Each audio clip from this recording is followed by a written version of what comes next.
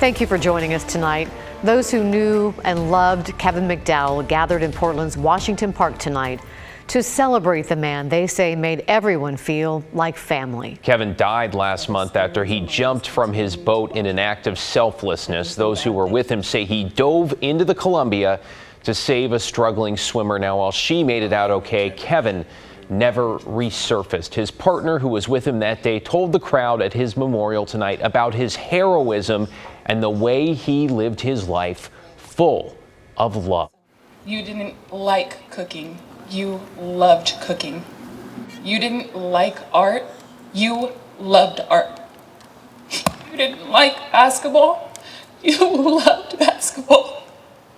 And you didn't like just people. You loved people. This evening, we also talked to Kevin's mother. She said she felt at peace and proud of the life her son lived. I know my son was a good guy, but to see the love that these people have shown him and how people say he touched their lives and he inspired them to be better people, I love that. You know, I love that, because I told him to always treat people better than you want them to treat you. And that's what he did. That's what he lived by. So I'm grateful for that. And we're grateful for it, too. Kevin was well known in this community. He was an entrepreneur and an artist who owned Capitol Bar in North Portland. Kevin McDowell was 35 years old, and he will be missed. And our prayers go out to his family and friends tonight. New tonight, how long is too long when you're waiting for an ambulance? The fire chief in the Cowlitz Fire District north of Vancouver wants to speed things up. He's pushing for voters to approve a levy, one he says will allow fire rescue to hire more EMS personnel. Alma McCarty has the story. Cowlitz Fire Rescue covers 125 square miles and serves 45,000 people. Much of the district is on the rural side, but the population is growing and the call volume rising. 3,100 emergency incidents in 2016. We had 5,000 last year. It's a 57% increase. We saw a 17.6% increase in just 2020 to 2021. Fire Chief John Noor says these are drastic increases and paired with current resources have led to a lag in their response times.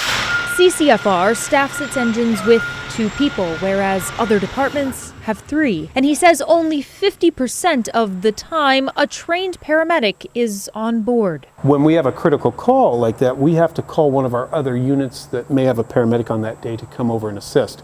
And at that point, we're now on scene waiting for an ambulance. Chief Noor claims their response time problem is further aggravated by long response times of the private ambulance provider for the area, AMR. So we could stabilize a patient, but if we don't have an ambulance to take them to the hospital in a timely manner, we're missing out on that quick time for the treatment they need in an emergency room. The number of times that AMR is over 20 minutes in their responses continues to increase. It's up about 109% over 2 years. We just learned tonight that there was a call where a gentleman was having, what came to find out is a heart attack. There was an incident where it took 50 minutes that they were waiting for a response time from the private ambulance company. Information like this compelled Stan Chun and the other fire commissioners to place an EMS levy on the August primary election ballot. This levy will allow us to provide safety in our community for years to come. If approved by voters, it would cost the average homeowner $21 a month, and the revenue from it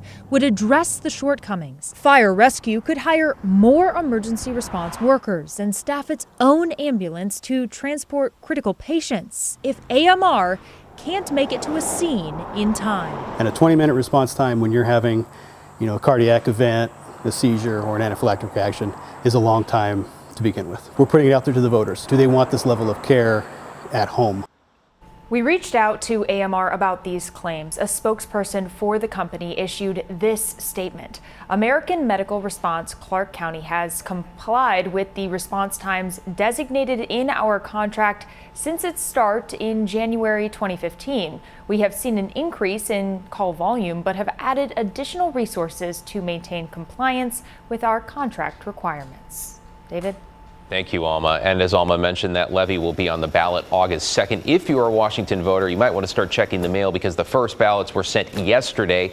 Voters in Clark County are going to be electing a new sheriff as well as narrowing the field in what could be a very heated race for the 3rd congressional district.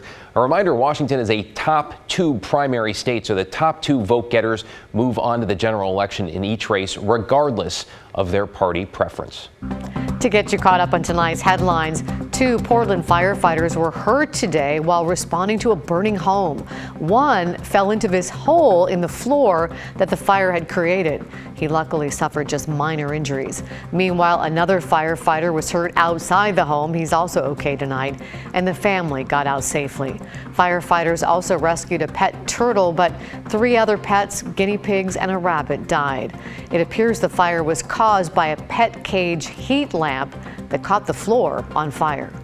Frontline nurses have reached a deal with Providence St. Vincent Hospital. The Oregon Nurses Association says 1,600 nurses ratified the contract. The union says it addresses concerns like staff burnout and provides for wage increases of up to 16.5%. You might remember nurses at several Providence locations had voted to authorize a strike after months of negotiating.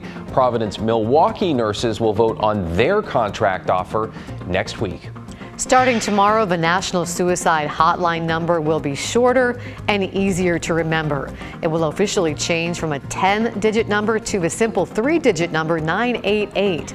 And it's not just for people in crisis, but also for those who witness someone in need. I'm living in a nightmare neighborhood. So far, no one has come to help us.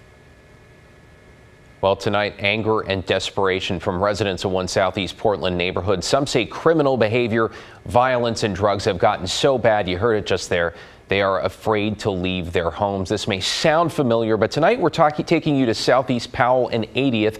That's where the streets are lined with people living in tents, RVs, and broken down cars. Some residents say they are tired of trying to get the city to respond and navigating all the red tape, and even some who are homeless are worried about what they're seeing. Here are concerns we heard from both a housed and unhoused neighbor. And it is scary when you have grown men meth raging in your driveway. The last thing I feel safe doing is going out and saying, hey, can you please move so I can go to work? I feel like it's just gotten more bold, more rash. People aren't as afraid to do things that are, have to do with criminality. Well, the city tells KGW they assessed this particular camp earlier in the week, but they also looked at 272 other camps over the past 10 days. They consider an even greater health and safety risk. You can watch the full story right now. It's up on KGW.com. Despite those struggles, this week Time magazine included Portland in one of its world's greatest places list. Yes, they decided Portland is one of the top 50 places in the entire world. While Portland is certainly a beautiful place with a unique personality all its own, as that last story illustrated, it does have its share of problems. So tonight on The Story, our Pat Doris found out just how Portland made the cut. Portland hasn't always had the best reputation in the national media, especially in the last few years. But Time thought differently, so we contacted the author of the article to find out what made such a good impression on her. During this time, I think it was the food.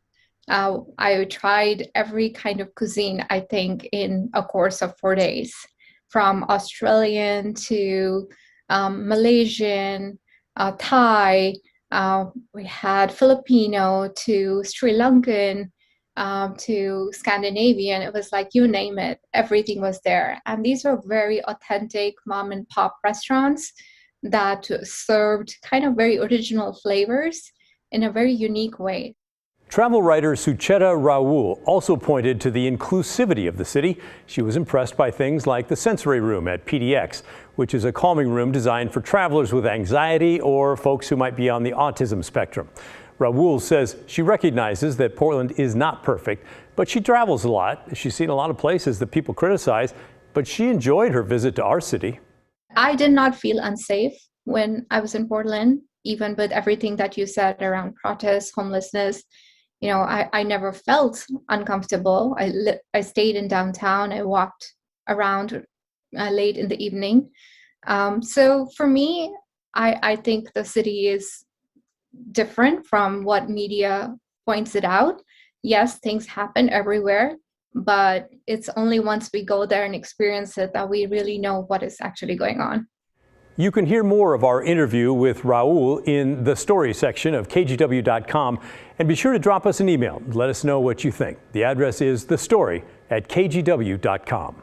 And you can watch The Story each weekday at 6 o'clock right here on KGW for more in-depth looks into the big issues affecting our community.